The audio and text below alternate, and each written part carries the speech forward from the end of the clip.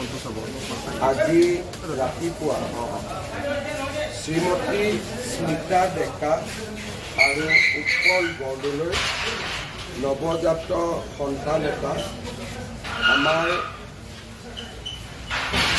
যিটো জণ্ডিছ নহ'বৰ কাৰণে আমি যিটো ফটোথেৰাপি মেচিনত থওঁ তাৰ পৰা বাগৰি পৰে আৰু পুত্ৰ সন্তানটিৰ মৃত্যু হয়।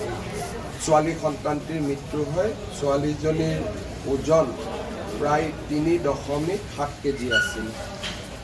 বিষয়টোৰ ওপৰত অনুসন্ধান কৰিবলৈ ৰাজ্য চৰকাৰে এখন 3জনীয়া কমিটি গঠন কৰি দিছে। আমাৰ অতিৰিক্ত মুখ্য সচিব সুইটি সাংচন, ডাইৰেক্টৰ মেডিকেল এডুকেশ্যন আৰু এইমছৰ এজন বিশেষজ্ঞৰে সৈতে এই তদন্ত কমিটিটো গঠন হ'ব। মই নিজে যিটো ফটোথেৰাপিক ইউনিটৰ পৰা বাগৰি পৰিছিলে মই নিজে তাক চাই আহিলোঁ। যথেষ্ট খালী মেচিন থকা স্বত্তেও এটা মেচিনতে কৰ্তব্যৰত নাৰ্ছে হওক চিকিৎসকে হওক 3টাকৈ বাচ্চাক একেলগে তেওঁলোকে ৰাখি থৈছিল।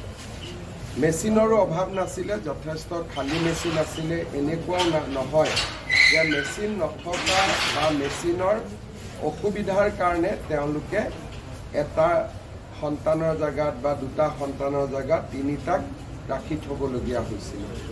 মোৰ দৃষ্টিত বা মই যিটো বুজিলোঁ যথেষ্ট সংখ্যক খালী মেচিন থকাৰ পিছতো তেওঁলোকে এই কন্যা সন্তানজনীক আন 2টা সন্তানৰ সৈতে তাতে একেলগে থৈছিলে আৰু এই সন্তানটিৰ ওজন স্বাভাৱিকভাৱে 3.7 যথেষ্ট বেছি বা ভাল ওজন বুলি ক'ব লাগিব আৰু সন্তানটো বাগৰি পৰে। এনেকুৱা ঘটনা GMCHত আজিলৈকে মই দেখাও নাই। 2006 চনৰ পৰা মই GMCHৰ লগত জড়িত।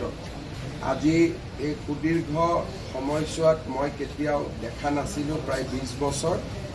আজিৰ ঘটনাটো দেখি মই নিজেও অত্যন্ত দুখিত, কাৰণ আমাৰ GMCHৰ